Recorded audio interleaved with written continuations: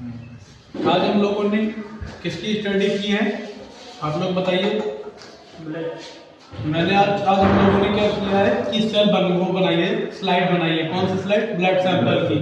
Blood sample की slide हम लोग क्यों बनाए हैं? क्योंकि हमें स्टडी करना है कि किसका कौन सा ब्लड ग्रुप है, जो कि मैंने ऑलरेडी पहले ही क्लास में डिफाइन कर रखा है कि किस ब्लड ग्रुप का क्या स्ट्रक्चर आएगा, जो कि आप लोगों ने आज देखा।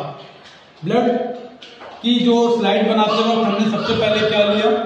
सबसे पहले हम लोग लेते हैं कवर स्लिप, उसके बाद लेते हैं स्लाइड। फिर स्लाइड को क्या करते हैं हम लोग? सैनिटाइज करते हैं। कवर स्लिप को सैनिटाइज करते हैं।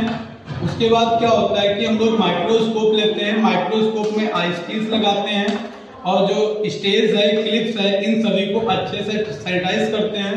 खासकर डिटेक्शन मिरर को भी ध्यान में रखा जाता है कि वो सही होना चाहिए, क्योंकि वो क्या करता है, वो लाइट को रिफ्लेक्ट करने का काम करता है। दूसरी चीज क्या है कि जिस व्यक्ति का हम लोग ब्लड सैंपल लेते हैं, फर्स्ट ऑफ ऑल उस व्यक्ति के जहां से हम लोग ब्लड को निकालना होता है, पहले उस हिस्से को क्या करते हैं? अच्छे से सैनिटाइज करते हैं।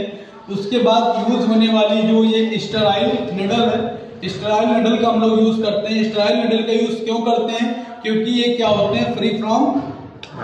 Free from bacteria and pathogen which can be not enter in human body and not defecting of disorder। ठीक है, इन स्किन क्या होता है कि किसी प्रकार की स्किन डिजीज नहीं होती है, क्योंकि स्टेराइल होती है, फ्री फ्रॉम मॉलिक्यूल्स होती है। किसी प्रकार का वायरस या बैक्टीरिया जो होता है बॉडी के अंदर एंटर नहीं होता है।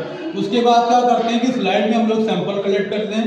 स्लाइड में सैंपल कलेक्ट करने के बाद हम लोग कवर स्लिप लगाते हैं। कवर स्लिप लगाने की प्रोसेस क्या होती है? कवर स्लिप जब भी लगती है वो लगती है एक प्रकार से डिग्री बेस पर। 90 डिग्री पर हम लोग कवर स्लिप को रखते हैं, फिर 60, फिर 45, फिर 20, फिर एकदम से कवर स्लिप नहीं छोड़ते, धीरे धीरे उसको डाउन करते हैं।